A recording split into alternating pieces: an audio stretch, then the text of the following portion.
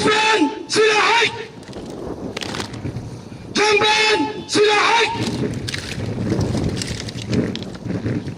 قواتنا قوات سوريا الديمقراطية وتقول هذه دولة الإسلام حققت بمقاومة قوات فكر وأخلاق كتدريب عسكري، وأن نكون مستعدين في أي وقت وأي زمان ومكان لحماية شمول سوريا وسوريا عامة.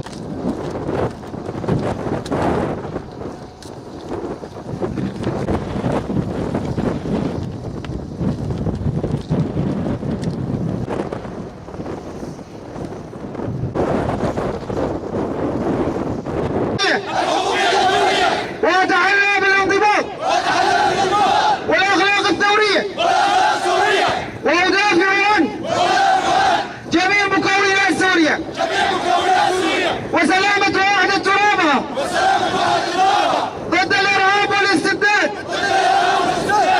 شهداء الثوره وقدسيه تراب الوطن واخوه الشعوب.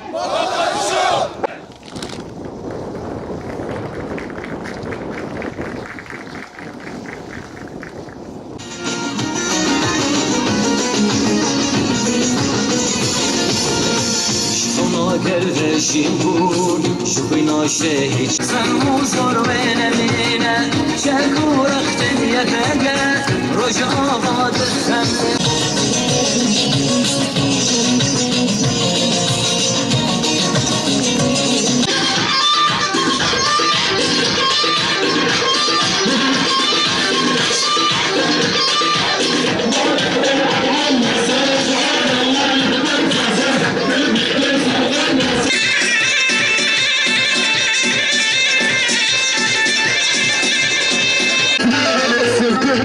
وعذبني 5 سنين توني عرفت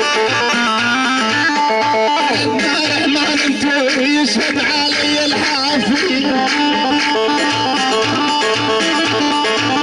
فقط ابن الجدعان يا بل الزيارة